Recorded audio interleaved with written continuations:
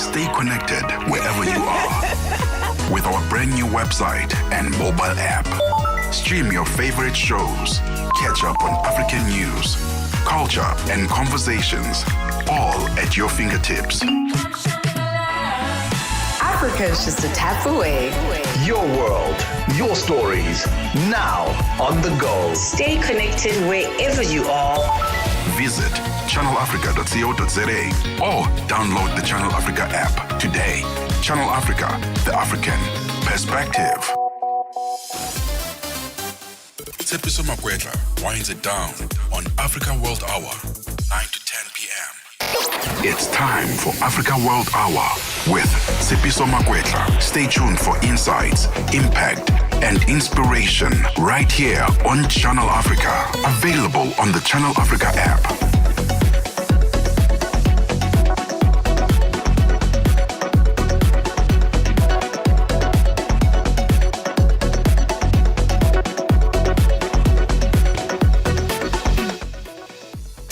2100 hours Central African time. A very good evening to you. Warm welcome. This is Africa World Hour here on Channel Africa, the African perspective. I am indeed Tsepiso Makwetla, and this is Africa World Hour on your radio and streaming channels Monday to Friday, 2100 hours to 2200 hours Mondays to Fridays, as we bring you the very latest in and around your world, whether you are listening, watching from the heart of Africa or from other corners of the globe. We cover developments from all those spheres: social, economic, political, you name it, whatever stories come across your community that you're discussing. That's what we're on here on Africa World Hour. In fact, let's get straight into the Monday edition. Let's go to our top stories this hour.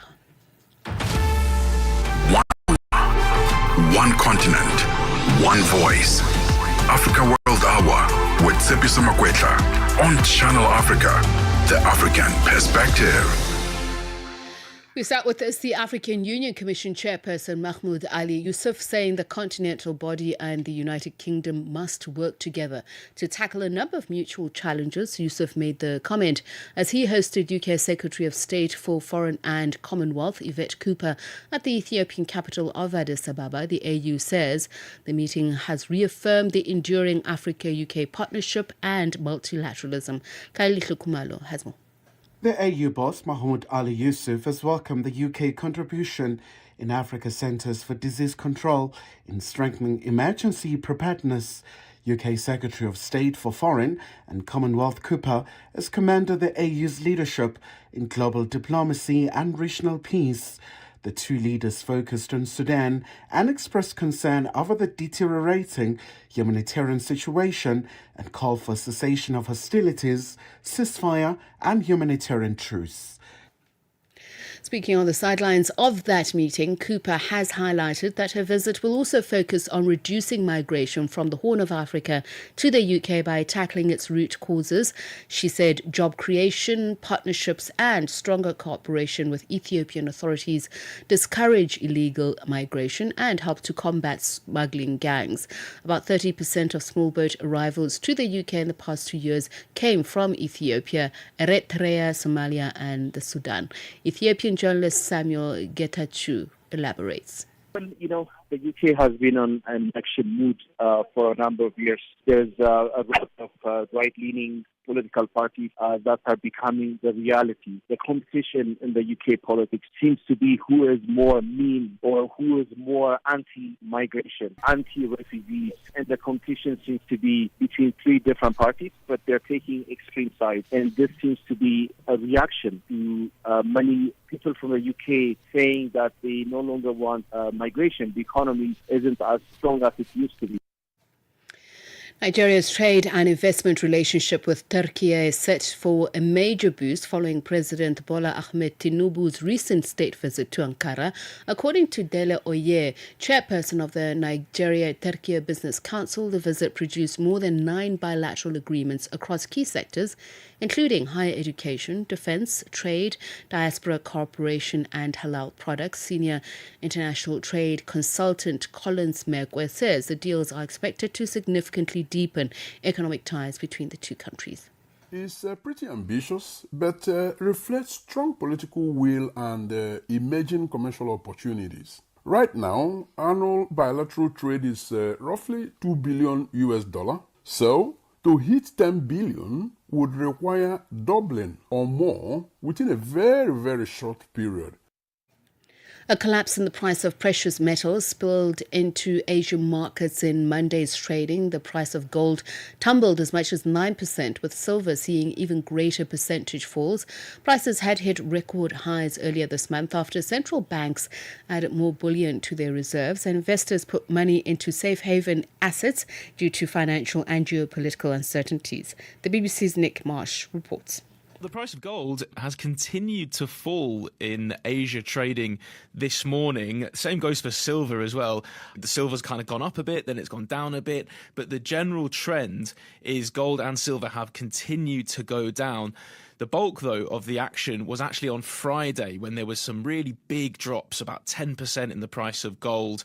That was linked to a couple of things. President Trump confirming that he's appointing someone called Kevin Warsh as the new chair of America's central bank, the Federal Reserve. Meanwhile, Pakistan has launched its first nationwide campaign of the year to vaccinate more than 45 million children against polio. For the next week, health workers will be going door to door to inoculate children in the provinces of Sindh, Punjab, Balochistan and Khyber Pakhtunkhwa. The BBC's Anna Barasan Etirajan has the details. Polio is a highly infectious virus which invades the nervous system and can cause total paralysis. It mainly affects children under 5. Pakistan has been making a sustained vaccination drive, recording 31 polio cases last year compared with 74 a year earlier. Thousands of police officers will provide security to the health workers. They have previously been attacked by militants who falsely claim the vaccination program is a Western conspiracy to sterilize Muslims. And finally, this year's Grammy Awards ceremony has been marked by musicians hitting back at Donald Trump's anti-immigration crackdown. Puerto Rican rapper Bad Bunny, who took home the event's most prestigious award, the Album of the Year, added his voice, adding that migrants are not savages. Fellow musician Billie Eilish landed the Song of the Year award for Wildflower. With more from the ceremony, here's the BBC's David Willis. 26-year-old Olivia Dean performed her joyful and soulful hit Man I Need on the Grammys stage and was swiftly called back there to accept the coveted award for Best New Artist of the Year. Bad Bunny, the Puerto Rican rapper who sings in Spanish and is the most streamed artist in the world, won several Grammys, including the top prize, Album of the Year, a first for a Spanish-language album. Billie Eilish won Song of the Year for Wildflower, and Kendrick Lamar won 5 Grammys, including Best Rap Album, making him the most decorated rapper in Grammys history. At the forefront, the most pressing issues on Africa World Hour with Tsepiso Makwetla. Channel Africa. And at 8 minutes past 9, let's go straight to one of our top stories this hour. Calls are mounting for British police to investigate after the island's former ambassador to the United States, Peter Mandelson, was revealed to have received money from the late American sex trafficker, Jeffrey Epstein, in newly released files. The calls come after Mandelson resigned from the Labour Party to prevent what he calls further embarrassment. The files have caused a similar storm in South Africa after journalist Rebecca Davis penned an article for the Daily Maverick publication detailing allegations that the country's former president, Jacob Zuma, attended an intimate dinner with Epstein at London's Ritz Hotel in 2010. For more on the specifics of the article and the investigation behind it, we are joined now by journalist Rebecca Davis. A very good evening to you, Rebecca, and thank you so much for taking the time to speak to us. Thank you for having me. So where did this all start for you, the Epstein files and even reaching all the way to the southern tip of Africa? It's been well known for a while, I think, that Epstein had South African ties. At least one of his survivors is a South African woman. It's also known that there was a South African couple running his lodge on his island for a while. So there's been no doubt that there were South African connections. We also know, thanks to survivor testimony, that he traveled to South Africa in 2004, I think it was. and had a trip to Cape Town with the likes of Bill Clinton, Kevin Spacey, etc. So that trip was one of many that he undertook to South Africa over the years, as the records made clear. My interest was whether South Africa's political or business elite would find themselves implicated in the record in the same way that we have seen internationally. We see the developments in the UK. We referred to Mandelson as we introduced the subject, and somehow, according to you, he's connected to Jacob Zuma and this dinner at the Ritz. Can you just expand a little bit more on what happened? So the record shows that in 2010, which is the period when Jacob Zuma was visiting London on his first state visit to the UK, there was a dinner which appears to have been puppet mastered by Jeffrey Epstein for Jacob Zuma at the Ritz Hotel on 4th of March 2010. This was during Zuma's visit. Zuma's visit to London was very short. We know that he spent 2 nights at state banquets at Buckingham Palace, and on the Friday night, he appears to have attended this dinner. And the first reference to this dinner is an email sent by a man called Mark Lloyd. Now, it's quite hard to pin down the identity of this guy beyond dispute because it's a common name, particularly in Britain, I think. But his name does recur throughout the Epstein files, we have confirmed. And he seems to be basically some kind of an elite fixer for Epstein, sort of making contacts for him, potentially broaching business suggestions, and so forth. And he emails a Russian model saying, I'm a friend of Jeffrey Epstein. I've been asked to help arrange a small dinner tomorrow night for President Jacob Zuma. And he explains that the model is being invited on Jeffrey Epstein's suggestion to add some glamour to the event. Now, the exact identity of the guests who attended the dinner along with President Zuma are unclear. We know that Mark Lloyd was there, obviously. We know that Zuma was there. Epstein emailed Peter Mandelson to say that there's a dinner for Mark Lloyd tomorrow at the Ritz, and I have invited a beautiful Russian named Vera. So the model too was definitely there. And after that, we see a report back in the emails from Mark Lloyd to Jeffrey Epstein, raving about the Russian model, thanking her for the introduction, and confirming the attendance of Jacob Zuma by saying he was a much more impressive character than we imagined, which is interesting as well because it really does speak to Jacob Zuma's famous charm. Now, there have been suggestions since that Jeffrey Epstein could not physically have been at this dinner because he was on house arrest at the time in the States. We're looking into that. I mean, he did definitely travel in periods in 2010. But regardless, it is possible that he could have joined via Zoom, which is something he was doing a lot when he was under house arrest. He was a passionate Zoomer.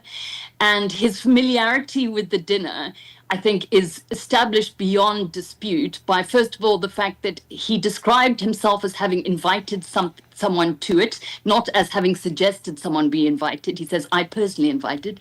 And secondly, when he is emailed the day after by somebody asking for his advice on South Africa, he replies, ask Zuma about the woman who is sitting next to Mark Lloyd. In other words, his familiarity with this occasion extends to even knowing the seating positions of where everyone was.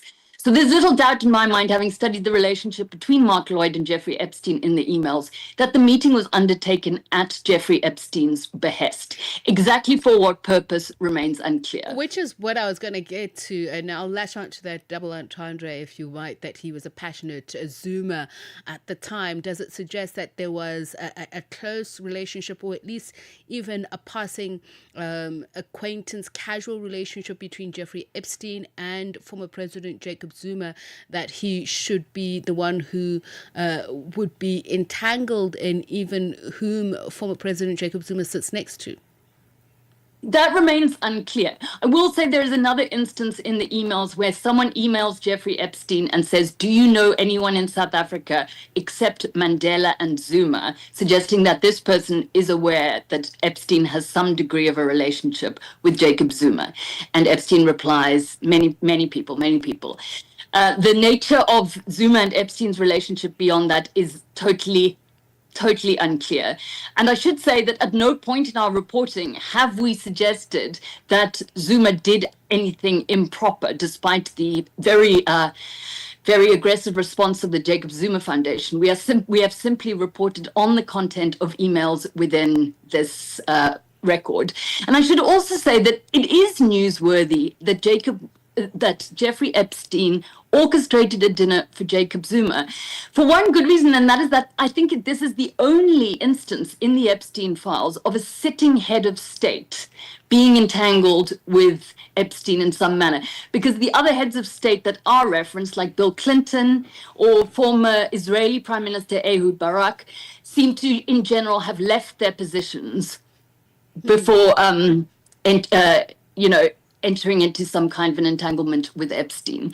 So it's unusual, and I think it does bear asking questions. If you bear in mind, as I've said, Jacob Zuma has so little time in London on this trip. Why does he choose to prioritize a dinner with a complete no-name, that's Mark Lloyd, just this fixer in London? There must have been some kind of motivation, one has to assume. So then let's go to Mandelson himself, the role that he played and the suggestion of money transfers or payments. He resolutely, categorically denies any recollection of payments, saying that he also resigned to save the Labour Party further embarrassment.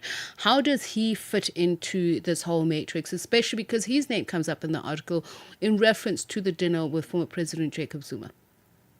I haven't studied Mandelson's emails yet in depth, but he is involved in this in the sense that Epstein emails him without any context to say, I'm inviting you to the dinner with Zuma. So there is some suggestion that he was aware of the wider context. Perhaps he was, the person Epstein spoke to about political developments involving London figures, since this all went down in London.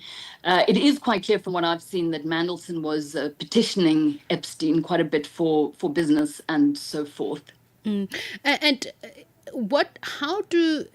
From what you've seen, and maybe just from reports that are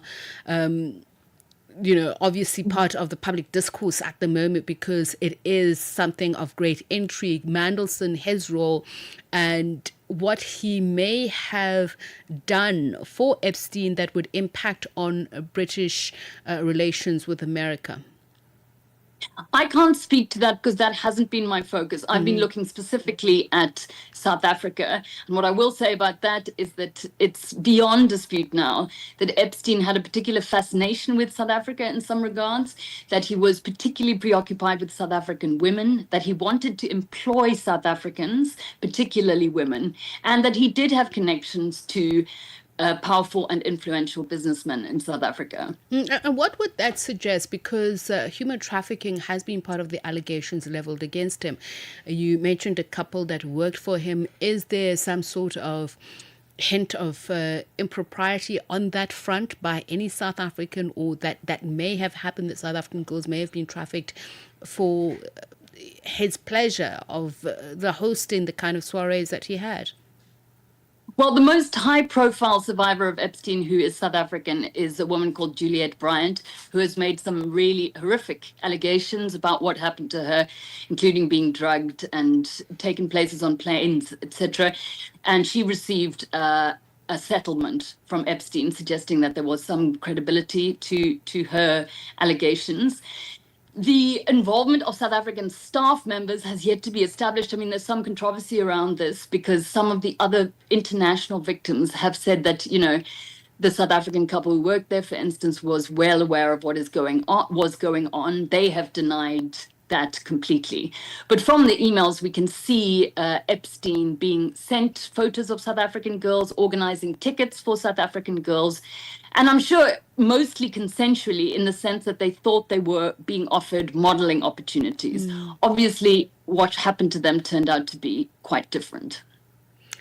Well, Rebecca, thank you so much for speaking to us. And of course, we were meant to speak to the Jacob Zuma Foundation to get their response to that. But as you are saying, that from how you are covering the story, you are not suggesting that there was any criminal undertaking by the former president, that it's just merely reflected in the emails that he was present at this dinner. Am I correct? That's exactly right. I will say, though, if I might add one thing, they have not denied the dinner. They simply have said it's, sort of a smear campaign and it's beyond discussion. But if this dinner was entirely innocent, I fail to see why they couldn't simply produce the records and say, this is who was there. It had nothing to do with Epstein. All right. Thank you so much, Rebecca. Journalist Rebecca Davis, she is with the Daily Maverick. And as I mentioned, that Channel Africa did extend an invitation to the Umkhonto weSizwe Political Foundation, as well as a political party, as well as the Jacob Zuma Foundation. Both parties declined to participate in tonight's discussion. Africa Update on Channel Africa with Lulu Kabu. Congolese President Felix Tshisekedi has now accused Rwanda of violating the peace deal. Are you surprised at this latest accusation? This is literally days after a signing a ceremony, so to speak. This is not surprising. I mean, if you ask Paul Kagame, he would also say almost the same thing. One should ask a question. The broker of the peace deal, President Trump, what is it that he wants? Why now? And why is this peace deal being signed in the Americas and not in the Great Lakes? Paul Kagame has never respected Tshisekedi, as often say. Tshisekedi must deal with the problems in his country. He has nothing to do with it. So this peace deal, obviously, when it was signed, one just looked at it and said, this will not last. Kenny Matiba, former journalist. Africa Update with Lulu Kabu, 12 to 1 p.m. Central African Time. Let's just do it. Your life just got easier. Get the Channel Africa app and take us wherever you go. Catch the latest news, enjoy your favorite shows, stream the music you love, and stay connected to the continent. All in one spot, right in your pocket. Simple, quick, and always with you. The Channel Africa app. Download it now on iOS and Android. 1 hour, one continent, one voice. Africa World Hour with Tsepiso Makwetla on Channel Africa, the African perspective. And it is now 22 minutes past 9. We continue with Africa World Hour. We look at the recent fighting in Ethiopia's Tigray region. It's raised fears of a return to full-scale war just over 3 years after a peace deal ended a conflict that killed more than 600,000 people. Clashes between Tigrayan forces and the Ethiopian Federal Army in the remote area of Tsemlet in western Tigray has prompted residents in the regional capital of Mekele to rush to withdraw cash and stock up on food amid growing anxiety. To discuss this further, we on the line to Dr. David Matsanga, a political scientist and conflict resolution specialist. Dr. Matsanga, very good evening to you, and thank you so much for speaking to us. Good evening, my people of Africa, and good evening, our viewers watching us, listening to us across the globe. Let's just first start with the source of the recent flare-up in fighting. Can you just share with us, give us a bit of context as well with, as I mentioned, the history of the Tigrayan conflict? First of all, the conflict has been, since the signing of the peace accord in South Africa, there are several issues that arose from the question of implementation of the accord, the political infighting within the government in Tigray itself, and the failure to have enough resources for compensation, rebuilding, and so many other things that have taken place within this period. So these things have been boiling, and also the restful area of Amhara region. You remember when I came on this television or this radio station, I told one of your colleagues that we should have done a comprehensive agreement, an agreement that brings all the fighting forces in Ethiopia on table. Because I saw this, And I told the negotiators, Obasanjo and the former President Obasanjo and the former President Uhuru Kenyatta and the Vice President of your country, I made a public statement and I even wrote that comprehensive peace agreement is needed. So this has been smearing the infighting, the political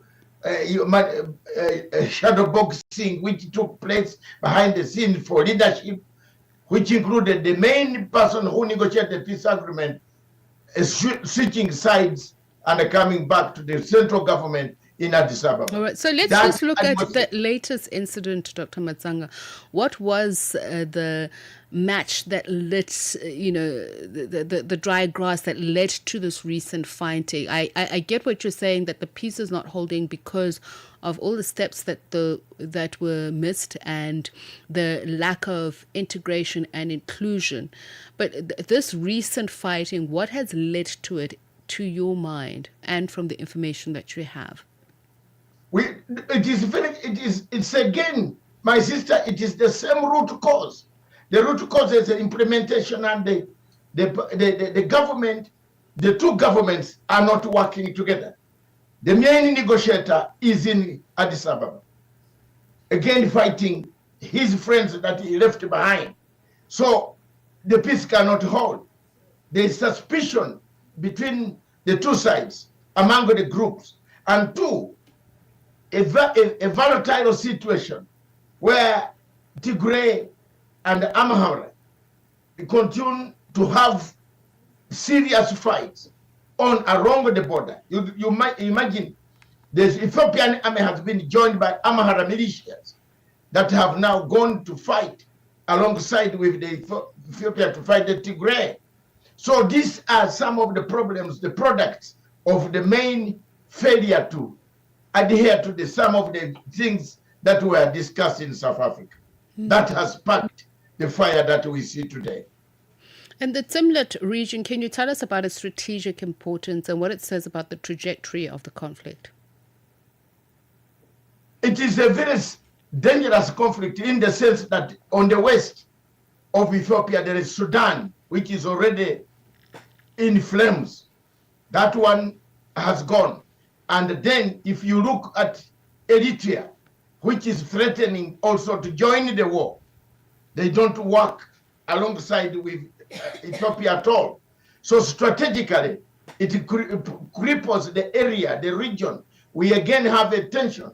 That's why the mediators, I've called upon the mediators and written about it and said the mediators have to run back to Addis Ababa and see what best they can do to bring dialogue, the two parties on the table as soon as possible. Otherwise, strategically, it will cripple the economy of Ethiopia, which had actually picked up so well. If you go to Addis Ababa, you feel you are going near another Dubai that is coming up. So I am one of the few people who is saddened by this current surge. And also the humanitarian catastrophe that we might get again out of the product. That's why you see of the war. That's why we see so many people are running to bank to get the little money that they can have and run away because the fight the other time was heavy. You mentioned the involvement of Amharic forces. Are you suggesting that there has been a change of allegiances, or is there greater coagulation of the warring parties? Yes, you see their militias are split. The government has been splitting our militias. It's the government, if you are fighting a war, if you have been in a guerrilla warfare, like some of us have been involved in so many of these peace processes, splits are bound to happen. So there is a Amhara militia that has actually joined the government to fight Tigray. As you know, the history between the Tigray and Amhara has never healed. There is no healing at all that has taken place among the two regions. So that fighting, now militias loyal to the government have joined to fight in that assembly area, which sparked the conflict. But I think the negotiators have arrived in Addis Ababa. Some of us will be pushing pressure. We have written to the Prime Minister and we have written to both sides to come down and sit on table and iron out the differences. And I want to emphasize one point, that one of the problems that kills all these peace processes that are done by either IGAD or African Union is they don't have resources to run the programs, the arrangements that they have agreed in the peace process. Once they sign the paper, everybody falls back and another war erupts before they can even collect the money. You see, that is what has killed most of the African peace process.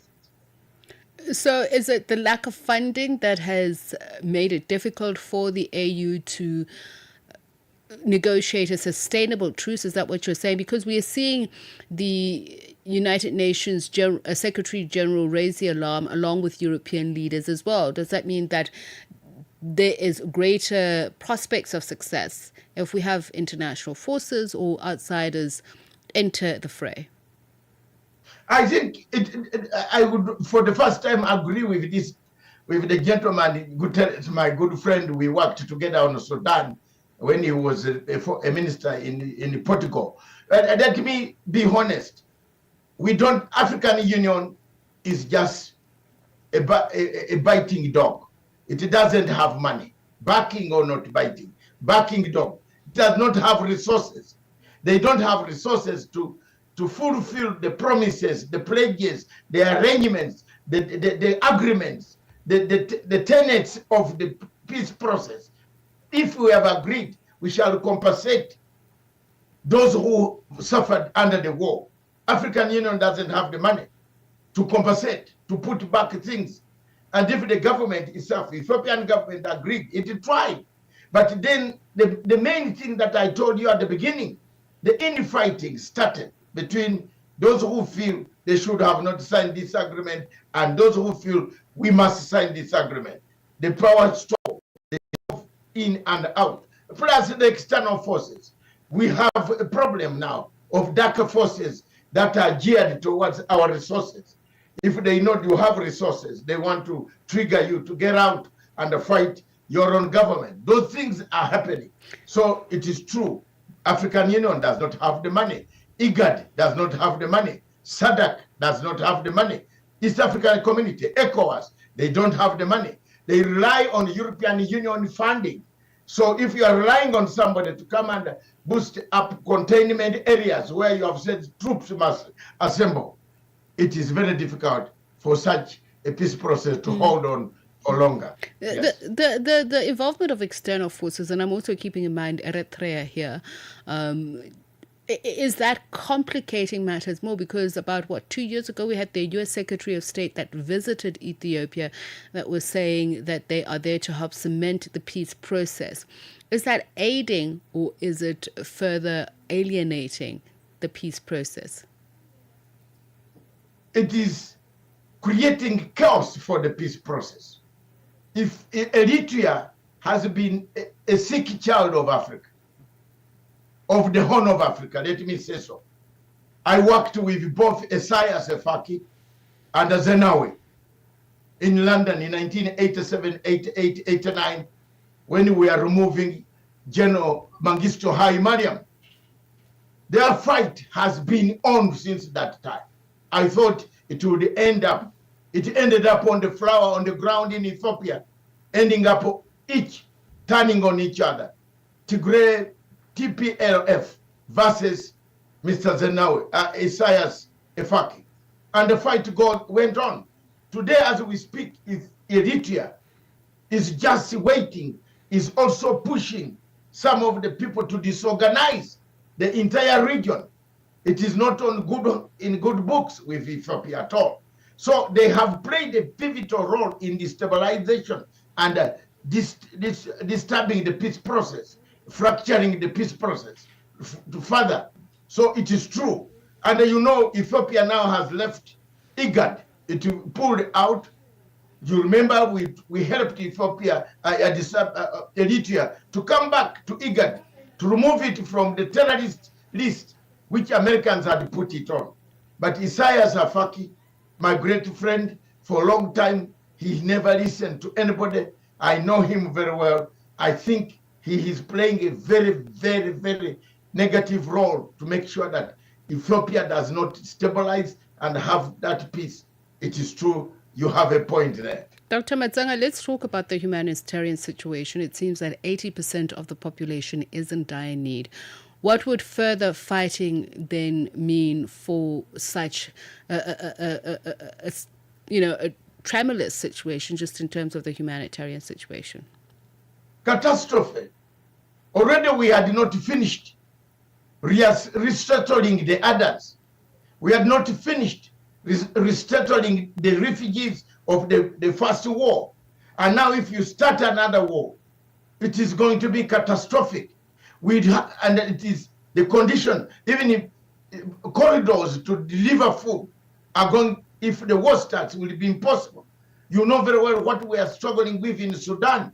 Tomorrow we have a huge conference, international conference called by Mr. Trump across the Atlantic Ocean after they messed up the other Sudan. We have a problem.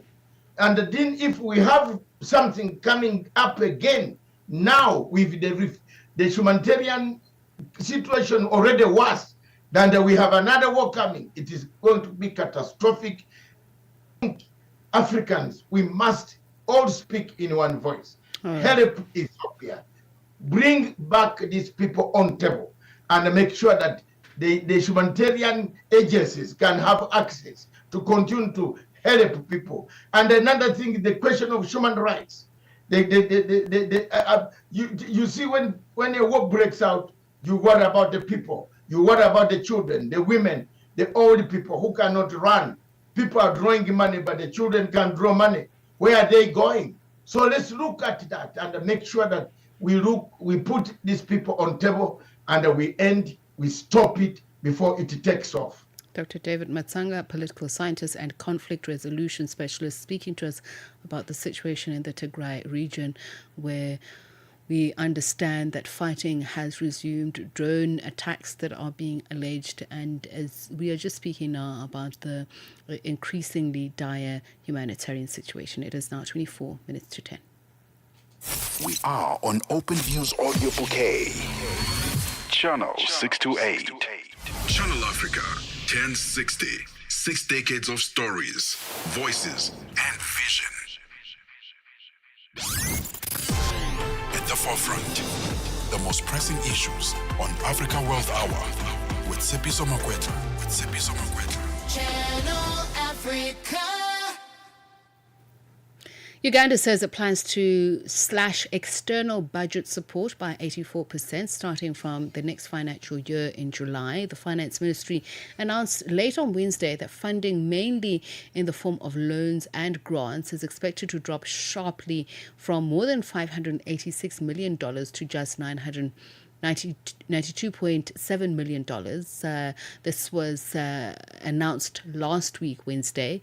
While no specific reason was given for the reduction, the government says it is prioritizing strategies to boost domestic revenue mobilization. Is this move fiscally realistic, or does it risk widening funding gaps in the short term? Here is economist John Kangulu Walugembe weighing in on the matter. So Uganda plans to cut external budget support by 84%. In my opinion, this is not realistic. If you look at the size of Uganda's budget now and the credit appetite, I don't think it's realistic to say that Uganda will have a budget that is domestically generated. In fact, what might happen is that government might resort to domestic borrowing, which will simply make the situation that the country is in now rather difficult. Because if you look at the entire debt stock, you find that increasingly government is borrowing domestically. What that does is that it crowds out the private sector, makes it more difficult for businesses to access credit at affordable rates from financial institutions.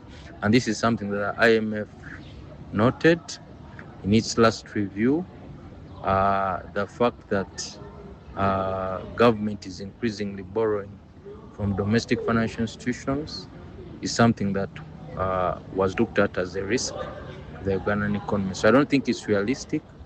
And in any case, the economy at this point is not in a position to absorb such a shock. So I don't think it's realistic at all. Domestic revenue mobilization, in my opinion, its own cannot fill this gap. And also with the projected oil revenues, we are not sure when the production phase will start. So without that assurance that oil revenues will fill the gap, I would still say it's unrealistic. If you look at URA's performance over the last months, if you look at the health of the business sector, there's no reason for me to believe that this proposal is realistic by any measure. Regarding reducing domestic debt issuance, I don't think that's still possible. On one hand, you can't say you're cutting external budget support, and then you also say you're going to reduce domestic debt issuance. It doesn't make sense. If you're cutting external budget support, then what will most naturally happen is that you will tend to issue more domestic debt. So I don't really think that you can achieve both at the same time and you meet your goals. The other way would be to drastically cut public expenditure and also social spending, which would further make it difficult. If you look at the education sector, the health sector, I think they would suffer. Already government has a very narrow fiscal space to intervene in some of these areas because of its debt repayment obligations. So I don't think there's much room to reduce domestic debt while simultaneously cutting external budget support.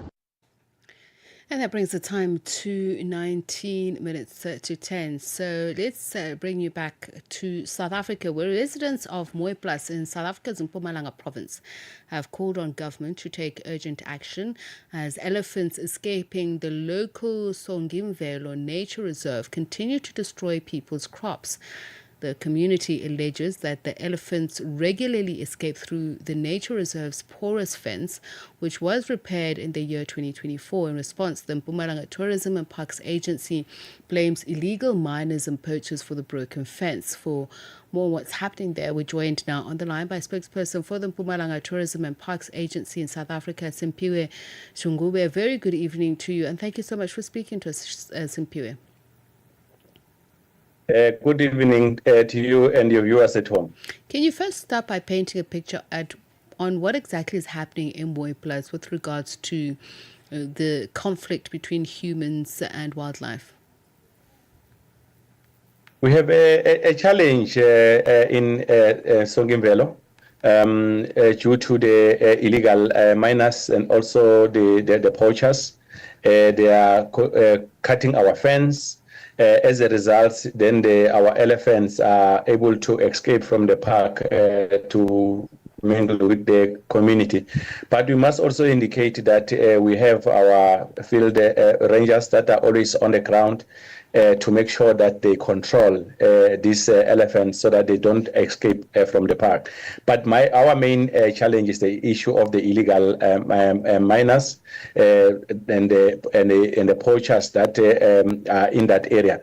But we must also indicate that we are working together with various stakeholders, including SAPS, to assist us to deal with the issue of these illegal activities that are taking place in that area. And we also want to mobilize and also with in the community to encourage them to assist because you know that alone as the entity we cannot win this battle, but we need the community also to join forces with us so that these people, they are not cutting their fence, because when they cut the fence and then that is putting the life of the community at risk. But we are trying our level best to make sure that our fence is protected and our field rangers are always visible, working around the clock to make sure that these wild animals are not in the community. Now, the illegal miners that you speak of, are they from within the community or have they invaded the communities? Because the poachers, I can understand, as you're saying, their target would be if it's the elephants, the tusks, etc., etc. So I'm just trying to understand the dynamics.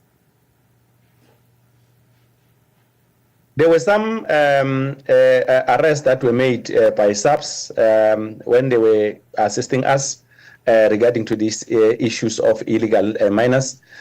Some of these people are coming from the community. Some of them, they are coming outside the country due to the arrest that were made before. But as I've indicated, that the SAPs are on board, they are assisting us, a big deal, and we also want to appreciate their commitment, working together with our field rangers to make sure that all these people who are committing these illegal activities are brought to books. But we will then continue to monitor the defense. And we also want to make that appeal that if the community have some of the information that they know some of these people who are cutting our fence and also the illegal miners, they must report these issues to the police so that the police can effect arrest, because this is a serious illegal. Because now if you are cutting the fence, as I've just indicated, that you are putting the lives of the community at risk. We always repair the fence. If we repair the fence today, and then after some few days, they come back and cut it. So we try to make sure that we monitor. But we hope that this is the battle that we're going to win. We'll make sure that we strengthen our visibility and also our strategy to make sure that the community is safe. Okay. But this is our appeal. That if there are any information, they must share with the police. So to date, how many elephants have escaped and what kind of damage has been caused? At the moment, there are no elephants that are outside the park. This is the concerns or the complaints that we received from the community that sometimes the animals will escape from the park to go to their farms, and then we will dispatch our field rangers to make sure that they push back these elephants back to the park. As I've indicated, that it's been a while now that the animals are not escaping from the park since we have deployed our field rangers. Our field rangers were there all along, but we now have strengthened our visibility. We make sure that from time to time we monitor that fence so that they don't escape from the park. We push them inside the park, and I understand the status quo, but I do want to understand, because I'd imagine that the community would not be raising an alarm if there wasn't a problem. So can you give us a sense of how many elephants had escaped at one point or another? Because you say the field rangers are always there to make sure that there isn't any disturbance. So it means that there was a problem, that a problem does exist. You may have arrested it now, but what was the scale of the problem? What was reported to us, it was only 2 elephants that were outside the park. But as I've indicated, as I'm confirming to you now, that there are no elephants that are outside the park. All the elephants were pushed back inside the park. So there were only 2 that were reported. And these elephants that were reported, it was they were in the farms of the people who are staying in that area. So we had to push them back. They are inside the park as we speak. Okay, so what danger do they pose to the community if, again, as you say, it's the legal miners and poachers continue cutting down the fence or just endangering the lives of those in the community by creating escape routes for the elephants? It is concerning to us as well, because remember that animals, wild animals are dangerous by its nature.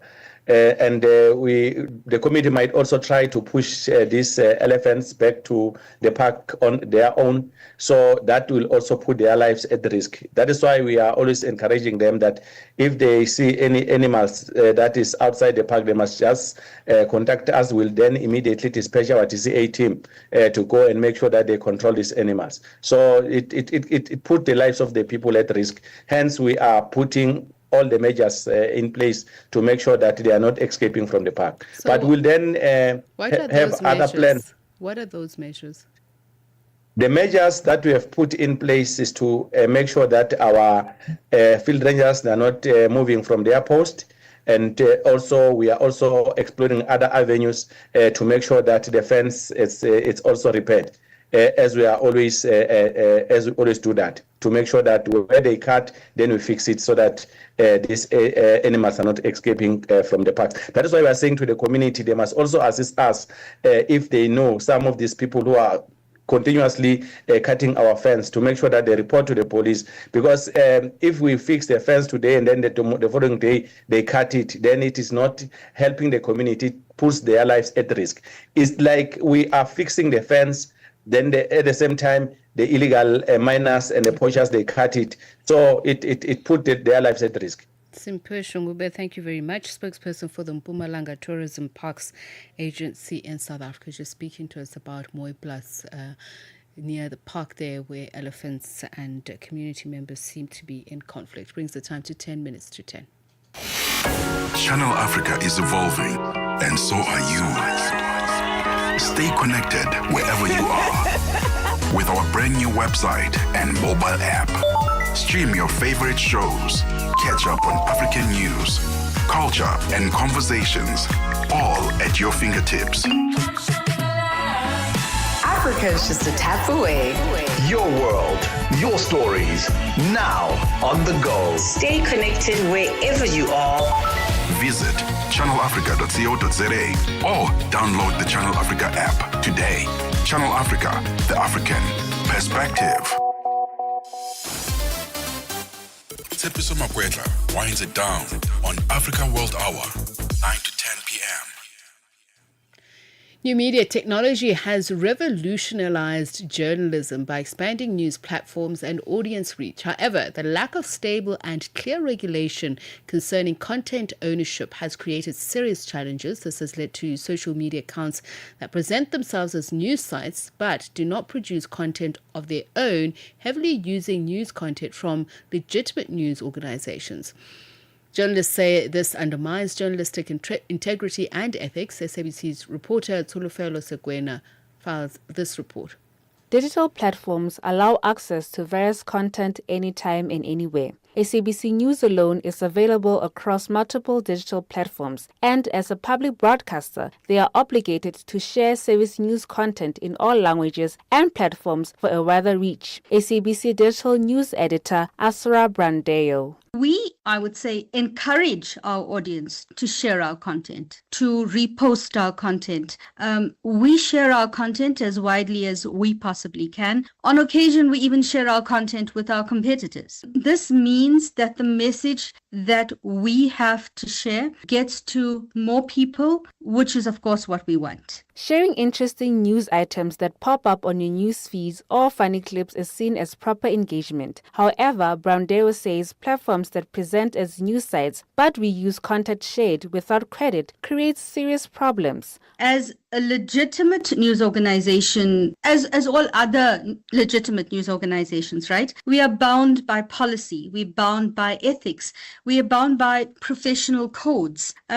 And to consistently see how people bypass this, how these things, these professional standards are overlooked, is to me not just sad for us as an industry, as news media, but it's a very sad indictment on our society. The SABC and SABC News in particular invests massively in respect of the resources that we put in to create, to generate, to share public service news content. And therefore the impact on us when that content is stolen, and I'm going to put it in inverted commas, it actually cannot be measured. Online press media are also not spared, as the editor of the Guardian newspaper, Obake Maje, explains. This also causes significant financial and professional damages, because you will imagine as a journalist that you wake up in the morning and you go and gather some news only for that to be stolen by other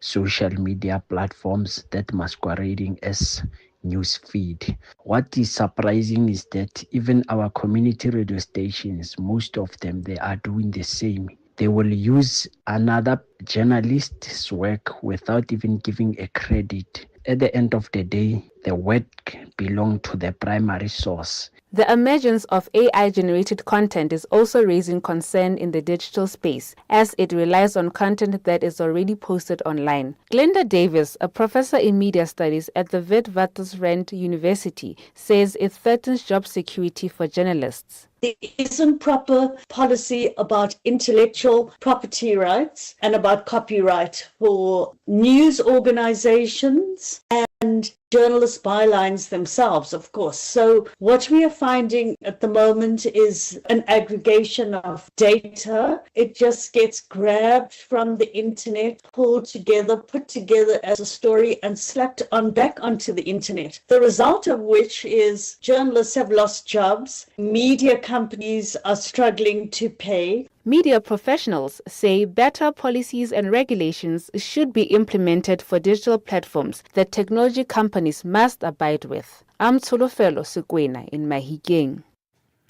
And we go to this. South African President Cyril Ramaphosa renewing calls for accelerated infrastructure investment across the continent, saying it is key to economic growth, inclusive development and Africa's long-term resilience.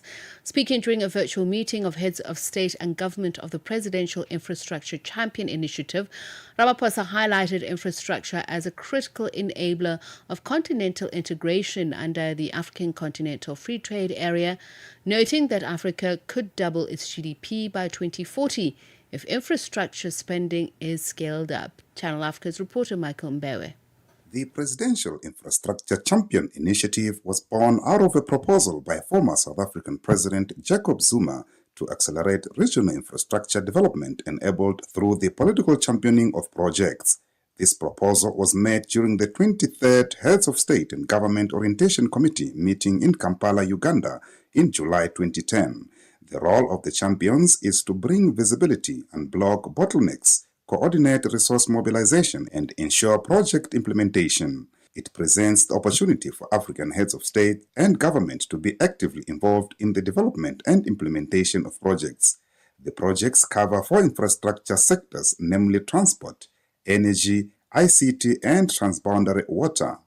Current PCI Chair Cyril Ramaphosa said infrastructure development is a vehicle towards economic growth. As we all know, infrastructure is a catalyst for economic growth, and in many ways it drives inclusive development. It enables access by our people to markets, to improving our essential services, and to engendering economic opportunities. By prioritizing infrastructure development, we are laying the groundwork for long-term economic resilience and progress. But we are also doing something most wonderful, which is continental integration through the African Continental Free Trade Area. A report last year from the OECD and the African Union Commission said that Africa could double its GDP by 2040, but only if countries are able to scale up their infrastructure investment. Ramaphosa says Africa needs between 130 and 170 billion US dollars annually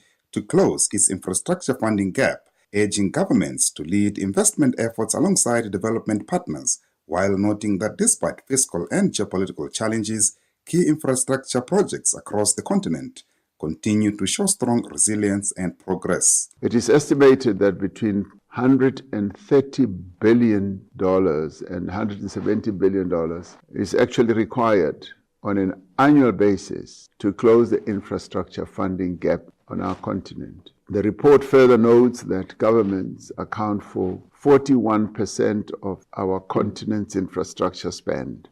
This makes governments key in escalating investment alongside bilateral and multilateral development partners who should be working with us. It is pleasing that despite fiscal constraints and challenges that many countries face, as well as the geopolitical shifts that we see unfolding in the world, our projects have seen remarkable resilience. They've seen unbelievable progress. He highlighted some of the infrastructure projects that are advancing, with the Trans-Sahara Highway nearly complete, cross-border fiber links operational, and renewed momentum.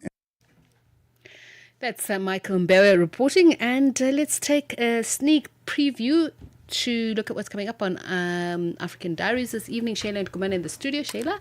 Hello, how are you? I'm okay, thank you. Sorry, that was not on cue. Listen, it was perfect timing though. So Monday we focus on self-love and development, and today we're going to be looking at the difference between obstetrics and gynecology. Right, so I think a lot of people confuse the two, which is really interesting. However, we'll be talking about that. And then in the second hour of the show, we learn the art of persuasion. I'm excited. I really am. I'll tell you why. You're looking to manipulate. It's not manipulation. Exactly. This is why I want us to learn it, because persuasion is not necessarily manipulation. No, of course. There's something that our late former president Nelson Mandela said that kind of got me slipping. He said something to the effect of making people do what you want them to do with the idea that they did it. Or that they want to do it. Yes, is a good thing. And I was like, it's giving, I don't know. That's also giving some manipulation. But it's going to be persuasion. And I am so excited to be speaking to Dr. Paul Dutoit. Please ask them. I will. Listen, the first chapter of the book does address that, the difference between manipulation and persuasion. No, and I'd imagine that manipulation has an adverse connotation and perhaps adverse impact on the person who is being persuaded. You think so? Maybe sometimes it's not necessarily that it's adverse. It's more so I'm not taking you into account. And that's why that statement by the former president got me. I was like, I want to talk about it for 10 seconds, Because I don't think it's necessarily to your detriment. It's more so Shayla's view is the way forward. So if I am getting you to do something. Yes. And the only sin I'm committing is I'm not taking you into account. Yeah. Isn't that problematic? Because what if I'm making you do something that you don't want to do? Because I'm not taking you into account. I don't know whether you want to do it or not. But it doesn't mean that it will have adverse effects. So let's take an example. You want me to lose weight. And you persuade me, you manipulate me, whatever it is, to lose weight. I didn't want to, but you helped. It was a good thing. Is it a good thing? Yes. I'm living longer, healthier. How do we know how I make you lose weight? Ma'am, this is a different context. I'm just saying. All I'm saying is... I get what you're saying, but at the same time, for every cause, there's an effect. Yeah. You know what I'm saying? Yeah. And I suppose that's what you'll find out, and that's what we'll be listening to. Thank you very much, Shayla. 2 minutes past 10. That's it from us. It's goodbye for now. Conversations that touch the heart and inspire change. Here on African Diaries, only on Channel Africa. Join us on www.channelafrica.co.za.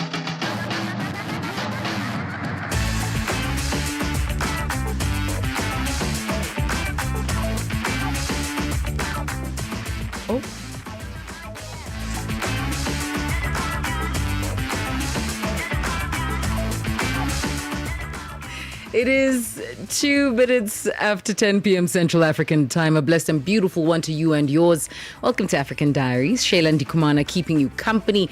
To the team that was, what a stellar job, led there by Tsepiso Makwetla. Catch her tomorrow between 9 and 10 p.m. Central African time. What to expect on the show today? First question to you is, do you know the difference between an obstetrician and a gynecologist? Maybe you're sitting there and you're like, Shayla, why? Why at 10 p.m. Central Africa time? Because education is important. That's what we attack in the very first hour. In the second hour of the show, we get into the art of persuasion. If you are sitting on the fence and you're saying, Shayla,